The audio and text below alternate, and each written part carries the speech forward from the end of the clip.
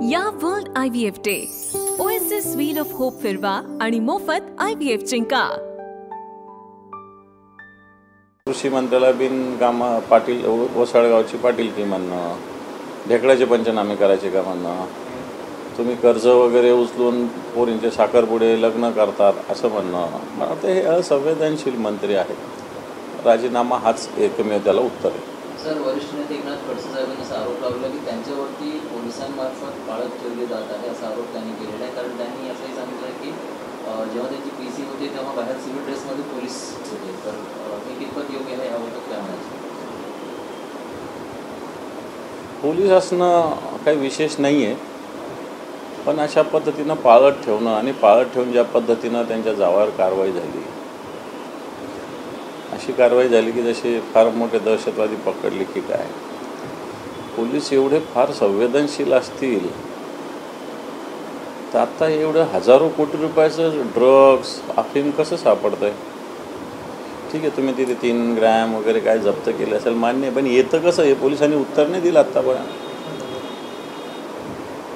वेगवेगळ्या शहरामध्ये कशा पद्धतीनं ड्रग्ज येतं कोट्यवधी रुपयाचं, याला पोलीस जबाबदार आहे का नाही आहे? मग तर त्याचं पण उत्तर पोलिसांनी दिलं पाहिजे। ठीक आहे, तुम्ही पकडला असेल, ज्यांनी आणलं असेल, ज्यांनी दिलं असेल, त्याचं सगळे अनेक त्याच्यात कायदे आहे, त्याचे ट्रॅफिक झालेलं आहे नाही झालेलं आहे असं ठेवून तर कोणी कुठं नेऊन ठेवू शकतं। त्याच्या सगळ्या गोष्टी असतात, त्याच्यावर SMS असला पाहिजे, व्हॉट्सअप असला पाहिजे, सगळं कम्युनिकेशन असलं पाहिजे, तरच त्याला अर्थ आहे। पण आत्ताच्या घडीला तरी ही कारवाई जाणीवपूर्वक केल्याचं दिसतं। सर, सामनातून टीका केली गेली आहे की भाजप हीच खरी रेव पार्टी आहे आणि गिरीश महाजन सूत्रधार आहेत। महाजनांच्या डोक्यात सत्ता, पैसे, अनैतिकतेचे बेफाम वावर शिरलेत, असं टीका केली गेली आहे। काय असत्य बोललं सामना? एकदम सत्य सामनाने बोललेलं आहे। कारण याचा शब्दशः अर्थ घेण्याच्या ऐवजी आज भारतीय जनता पार्टी नशेत धुंद असल्यासारखं वर्तन आणि वक्तव्य भारतीय जनता पार्टीकडून सातत्यानं होत असतं। जो बेधुंद माणूस कसा होतो, यांना जे बहुमत आलं, यांच्या जागा निवडून आल्या, याची धुंदी भारतीय जनता पार्टीला चढलेली आहे आणि ही धुंदी रेव पार्टीसारखीच आहे ना। आपण सामनाने बोललेलं मला वाटतं अतिशय तंतोतंत खरं वक्तव्य आहे। सर, एक महत्त्वाचा प्रश्न आता ही माहिती समोर आली आहे की सूत्रांची माहिती अशी आहे की कोकाटेंचा राजीनामा घेतला जाणार नाही, त्यांचं डिपार्टमेंट किंवा विभाग बदलला जाणार। हे पहा, म्हणजे कोणतं डिपार्टमेंट कमी महत्त्वाचं असं मी तरी मानत नाही। या राज्याच्या मंत्रिमंडळातले सगळे विभाग हे अतिशय महत्त्वाचे असतात। काम करणाऱ्यावर त्या विभागाचं महत्त्व अवलंबून असतं असं मला वाटतं। त्यामुळं कोकाटेसारखा संवेदनशील मंत्री या राज्याच्या मंत्रिमंडळातच राहिला नाही पाहिजे। जर असा निर्णय सरकार घेणार असेल तर निश्चित कोकाटेंच्या विरुद्ध राज्यभरात आंदोलनं होतील। कालच आम्ही राज्यपालांना भेटलेलो आहे, राज्यपालांनी या सगळ्या गोष्टीची माहिती दिलेली आहे। राज्यपाल काय कारवाई करतात याच्याकडे आमचं लक्ष आहे। राज्यपालांनी कारवाई नाही केली तर मला असं वाटतं येणाऱ्या काळामध्ये याच्याही पुढे आम्ही राज्यस्तरावर आंदोलन करण्याची भूमिका आमची राहू शकते आणि राष्ट्रपतींची सुद्धा भेट घेऊन अशा मंत्रिमंडळानं काढावं। कारण राज्यपालसुद्धा मग काम करायला सक्षम नाही असं म्हणावं लागेल। मुख्यमंत्री नाहीच नाही, राज्यपालसुद्धा असं म्हणण्याची वेळ आमच्यावर येऊ नये अशी आमची इच्छा आहे। सर, प्रो गोविंदा लीगमध्ये यावर्षी जय जवान गोविंदा पथकाला सहभाग दिला गेला नाही, कारण असं म्हटलं जातं की जय जवान गोविंदा ठाकरे बंधूंच्या मेळाव्यात सलामी दिल्यामुळे, तसेच मीरा रोडमध्ये राज ठाकरे गेले होते, त्यांच्यासोबत सुद्धा त्यांनी सलामी वगैरे दिली होती, असा आरोप केला गेला आहे। असं असेल तर चूक आहे। गोविंदा असतो, तो काही कोणत्या पक्षाचा नसतो। आपण गोविंदांच्या विषयी याचा अर्थ तुम्ही राजकारण करत असाल तर मला वाटतं सगळेच गोविंदा मग पेटून उठतील। सर, मातोश्री घेणार शिवतीर्थची भेट म्हणजे उद्धव साहेब राजसाहेबांना भेटणार गणपतीमध्ये असेल माहिती समोर येते। मला असं वाटतं ते दोघे भाऊ आहेत, काही भेटणं त्यांना मुहूर्तच पाहिजे, गणपतीचा, वाढदिवसाचा, नवरात्रीचा, असं काही आवश्यक आहे मला असं वाटत नाही। दोघे भाऊ आहेत, कधी जाऊ शकतात, कधी येऊ शकतात एकमेकांकडे। आपण फार ते केलं की कधी भेटतात आणि कधी हे होणार याच्यात आपण फार जाण्याची आवश्यकता मला तरी नाही वाटत। सर, रोहित पवारने आरोप केला की सुनील तटकरे भाजपात जाऊ शकतात, मला नाही माहिती। आणि पश्चिम बंगालचे मुख्यमंत्री ममता बॅनर्जी यांनी एक आवाहन केलेलं आहे इकडच्या लोकांना की तुम्ही महाराष्ट्रात राहण्याची गरज नाही, परत या। मदत केली जाणार? भाषा विवाद हे जे भाषा विवाद सुरू आहे त्यावरती त्यांनी कमेंट्स केले कोणी ममता बनर्जी पश्चिम बंगाल. नाही, तसं कोणी यावं न यावं याच्याविषयी आपण बंदी नाही करू शकत, परंतु मला असं वाटतं त्यांचा हेतू व्यापक दिसतो की रोजगार म्हणून या ठिकाणी बंगालची मंडळी येत असतील, बंगालमध्येच त्या रोजगार उपलब्ध करून देत असतील, योग्यच तिथं सगळ्या गोष्टी उपलब्ध करून देत म्हणून त्यांनी येऊ नका असं म्हटलं असावं. मला बाकी डिटेल्स माहिती नाही, परंतु या महाराष्ट्रात कोणी येऊ नये अशातला काही भाग नाही, परंतु आल्यानंतर आल्यासारखंच राहावं, आपण इथले मालक नाही अशा पद्धतीनं राहिलं पाहिजे, ही भूमिका निश्चित आमची आहेच. सर, सिंदूरवरती चर्चा सुरू आहे आणि पहलगाम हल्ल्यातल्या 2 अतिरेक्यांना खात्मा झाला असं म्हणजे समोर माहिती नाही. अजून हे कालपासून आपण ऐकतोय बघतोय, पण अधिकृतरित्या सरकारने मीडिया चालवतोय. मीडिया तर काय काय चालवत होतं मागच्या काळात मला माहिती आहे. कराची ताब्यात आलं, इस्लामाबाद ताब्यात आलं, लाहोर ताब्यात आलं. आता त्याच मीडियावर ही बातमी. जर असं झालं असेल तर त्याचं निश्चित स्वागतच आहे, पण ऑथेंटिक अशा पद्धतीनं कोणती बातमी अजून तरी नाही आहे. पण असं व्हावं ही सुद्धा अपेक्षा आहे लवकर. 2 नाही, सगळे 4च्या 4 एका पूर्ण यांचे मुद्दे पाडलेच पाहिजे. मला वाटतं हे सुद्धा या भारतातील हिंदुस्थानातील जनतेला अपेक्षित आहे. माझा एक शेवटचा प्रश्न की मंत्री आणि आमदारांच्या वादामुळे भाजप अडचणीत ठरत आहे आणि प्रदेशाध्यक्ष रवींद्र चव्हाण जे आहेत ते वर्ध्यातील भाजपची मंथन बैठक सोडून चक्क दिल्लीला वरिष्ठ नेत्यांची भेट घेण्यासाठी गेले. नाही, आत्ताच्या हे सगळं भारतीय जनता पार्टीचं सरकार हे ओळखलं जातं आणि मग भारतीय जनता पार्टीचे देवेंद्रजी फडणवीस या राज्याचे मुख्यमंत्री आहे.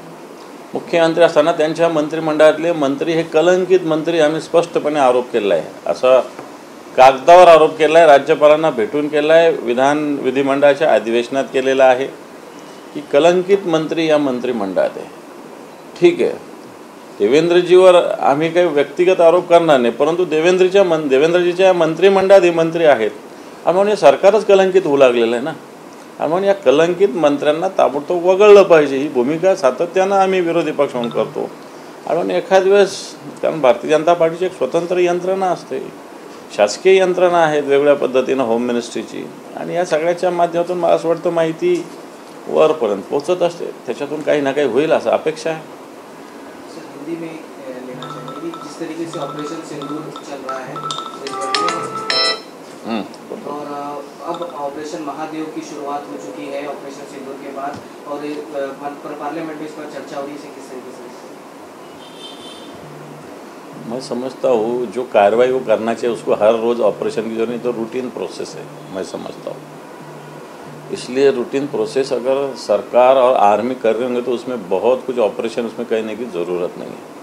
जिस टेररिस्ट यहाँ आए उन्होंने अपने लोगों को मारा तो उनको ख़त्म करना अपना ड्यूटी. उसको महादेव की ज़रूरत क्या है?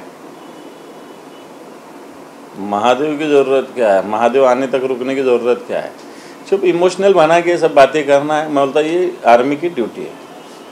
जिस तरीके से सर ये भारत और पाकिस्तान का मैच यूके में होने के बाद चल रही है, उस मैच को लेकर ओवैसी का भी बयान आता है कि पानी नहीं दिया जा रहा है, ट्रेड नहीं किया जा रहा है, तो पाकिस्तान से मैच खेल सकते हैं क्या इस तरीके? बिल्कुल नहीं खेलना चाहिए पाकिस्तान से मैच. बाकी क्रिकेट बोर्ड का क्या हो जाए, इंडियन क्रिकेट बोर्ड का या BCCI का या WC, उससे क्या रूल है हमको पता नहीं. पाकिस्तान से बिल्कुल खेलना नहीं चाहिए. ये भूमिका तो हिंदुस्तान की जनता की रहेगी. माणिकराव कोकाटे को लेकर जो अभी गए हैं अजित पवार से मुलाकात करने के लिए, कहा जा रहा है उनको विभाग बदली किया जाएगा, उसको किस तरीके से क्या इस्तीफा? मैं समझता हूँ उनका रिज़ाइन लेना चाहिए और सरकार रिज़ाइन लेगी ऐसा तो पूरा दिखता है. आपके न्यूज़ कुछ भी चलते होंगे कि ऐसा करते वैसा कर रहे, अभी तुमको क्या मालूम अंदर दोनों बात कर रहे तो क्या है. इसलिए अजित दादा तो रिज़ाइन लेंगे ऐसा लगता है. पश्चिम बंगाल में वहाँ की मुख्यमंत्री ममता बनर्जी ने कहा है कि महाराष्ट्र को जो भाषा विवाद चल रहा है और ऐसे में जो भी यहाँ पे बंगाली हैं और जो भी लोग यहाँ पर वो वापस से पश्चिम बंगाल आ सकते हैं. मैं समझता हूँ जिसको जाना है उसको जाने से हमने रोक सकते, आने वाले को भी हमने रोक सकते, लेकिन शायद उनकी भावना अच्छी हो कि रोज़गार के हेतु यहाँ कुछ लोग आए होंगे और वो वहाँ रोज़गार उपलब्ध करके देने वाली होंगी, तो उनको वापस बुलाया तो बंगाली भाइयों को, तो मैं समझता हूँ उसमें कुछ गलत बात नहीं है. सदन में कांग्रेस सांसद प्रणिति शिंदे ने कहा है कि ऑपरेशन सिंदूर जो है सरकार का एक तमाशा था. ऑपरेशन सिंदूर को हम तमाशा नहीं कह सकते, क्योंकि वो तो देश हित में जो की कार्रवाई है वो तो होनी चाहिए. तमाशा शब्द इसके लिए मैं समझता हूँ सही नहीं है। हाँ, लेकिन सरकार ने बाद में या भारतीय जनता पार्टी ने जो बाद में किया वो तमाशा था। ऑपरेशन सिंदूर को तमाशा नहीं कहेंगे हम, लेकिन भारतीय जनता पार्टी ने ऑपरेशन सिंदूर का और आर्मी ने जो किया पराक्रम, उसका खुद के हित के लिए जो यूटिलाइज करने का प्रयत्न किया है वो तमाशा था, ये सही है। अंतिम सवाल है सर, सोनिया गांधी ने जो आज गाजा के समर्थन में अखबार में उन्होंने लेख लिखा है, इससे पहले वो ईरान के समर्थन में भी लेख लिख चुकी हैं। उनके जो इस लेख हैं बांग्लादेशी हिंदुओं की याद क्यों नहीं आती, इस तरह की चीज़ें जो चल रही हैं, सोनिया गांधी की जो राजनीति पूरी तरीके से क्या मुस्लिम परस्त हो चुकी है? नहीं, मैं समझता हूँ गाज़ा और ईरान ये इशू तुम मुस्लिम बोल के नहीं ले सकते, क्योंकि गाज़ा में जिस प्रकार लोग भूखे मर रहे हैं और भूखे लोग कुछ अनाज मांगने जाते तो उनको भी मार दिया जा रहा है, ये तो अमानवीय कृत्य है ना। और ऐसा अमानवीय कृत्य अगर युद्ध लड़ना चाहिए ना, उसमें कोई प्रॉब्लम नहीं, तुम्हारे दो देश का युद्ध हो रहा होगा तो तुम्हारा सवाल है, तुम लड़ते उठो। लेकिन छोटे बच्चों को मारना, हॉस्पिटल पे अटैक करना, भूखे रखना, जो लोग भूखे लोगों को मदद कर रहा उनको भी मारना, ये तो गलत है। और ईरान के लिए इसराइल ने जिस प्रकार ईरान पे अटैक किया, अमेरिका ने अटैक किया, किसी पे भी अटैक करना हो तो गलत है ना। ईरान ने थोड़ी पहले इसराइल पे अटैक किया, ईरान ने थोड़ी अमेरिका पे पहले अटैक किया। फिर अगर ऐसा तुम कर रहे होंगे तो मैं समझता हूँ ईरान की बाजू लेना ये कुछ बहुत अलग या नई बात, ऐसा मैं नहीं समझता। और ईरान एक प्रकार से हिंदुस्तान को मदद ही करते आने वाला देश है। प्रक्रिया पर सर किस तरीके से देखते हैं, क्या उसका हवा बनाया जा रहा क्या है? SIR जो प्रक्रिया है उसमें बिहार में विरोध प्रदर्शन जो हो रहे हैं, मैं समझता हूँ अभी क्यों आया, तुम अलग अलग तरीके से वोटर कम करके तुम इलेक्शन को डर रहे, ऐसा मतलब है उसका। इलेक्शन प्रोसेस अलग है, SIR अलग है। इलेक्शन में वोटर का जो हक है, मैं समझता हूँ वो छीनना गलती होंगी। उद्धव साहब सिंधियत पर जाने वाले हैं जल्दी? पता नहीं मुझे पता नहीं, जाना होंगे तो जा सकते हो, वो दोनों भाई है, मिल सकते हैं। गणेश उत्सव है, त्योहार है, त्यौहार की जरूरत क्या है, उसको रोज उत्सव करा सकते हम। ओके, आम्हाला घेऊ द्या आता जे लागले सॉरी लवकर घे, मला जायचं आहे, आमची बैठक आहे 2-3 प्रश्नच 12लाच होती, 12:15 झाली आज आहे ना मातोश्रीवरती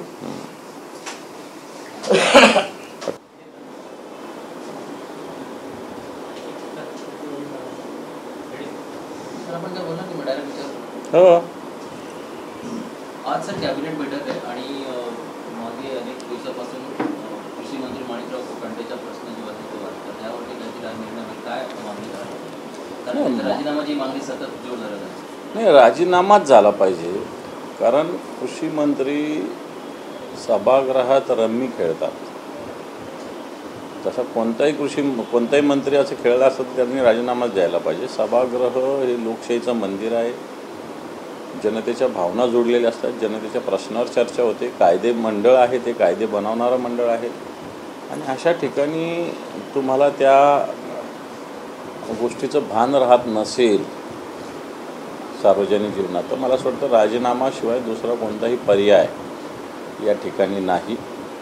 आणि म्हणून राजीनामाच, कारण याच्या आधीचं पूर्ण मागच्या 6 महिन्यात कोकाटेंचे स्टेटमेंट जर बघितले तर किती वेगवेगळ्या पद्धतीनं स्टेटमेंट आहे।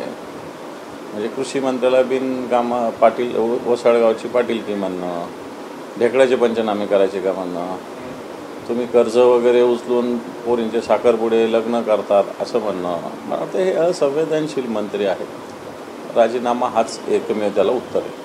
सर, वरिष्ठ नेते एकनाथ खडसे साहेबांनी असा आरोप लावला की त्यांच्यावरती पोलिसांमार्फत पाळत ठेवली जात आहे, असा आरोप त्यांनी केलेला आहे। कारण त्यांनी असंही सांगितलं की जेव्हा त्यांची PC होती तेव्हा बाहेर सिव्हिल ड्रेसमध्ये पोलीस होते, तर हे कितपत योग्य आहे याबाबत काय म्हणायचं? पोलीस असणं काही विशेष नाही आहे, पण अशा पद्धतीनं पाळत ठेवणं आणि पाळत ठेवून ज्या पद्धतीनं त्यांच्या जावावर कारवाई झाली, अशी कारवाई झाली की जसे फार मोठे दहशतवादी पकडले की काय। पोलीस एवढे फार संवेदनशील असतील तर आता एवढं हजारो कोटी रुपयाचं ड्रग्स अफीम कसं सापडतंय? ठीक आहे, तुम्ही तिथे 3 ग्रॅम वगैरे काय जप्त केले असेल मान्य आहे, पण येतं कसं हे पोलिसांनी उत्तर नाही दिलं आत्तापर्यंत. वेगवेगळ्या शहरामध्ये कशा पद्धतीनं ड्रग्ज येतं कोट्यवधी रुपयाचं, याला पोलीस जबाबदार आहे का नाही आहे? फक्त त्याचं पण उत्तर पोलिसांनी दिलं पाहिजे. ठीक आहे, तुम्ही पकडला असेल, ज्यांनी आणलं असेल, ज्यांनी दिलं असेल, त्याचं सगळे अनेक त्याच्यात कायदे आहे, त्याचे ट्रॅफिक झालेलं आहे नाही झालेलं आहे असं ठेवून तर कोणी कुठं नेऊन ठेवू शकतं. त्याच्या सगळ्या गोष्टी असतात, त्याच्यावर SMS असला पाहिजे, व्हॉट्सअप असला पाहिजे, सगळं कम्युनिकेशन असलं पाहिजे, तरच त्याला अर्थ आहे. पण आत्ताच्या घडीला तरी ही कारवाई जाणीवपूर्वक केल्याचं दिसतं. या world IVF day OSS wheel of hope फिरवा आणि मोफत IVF जिंका.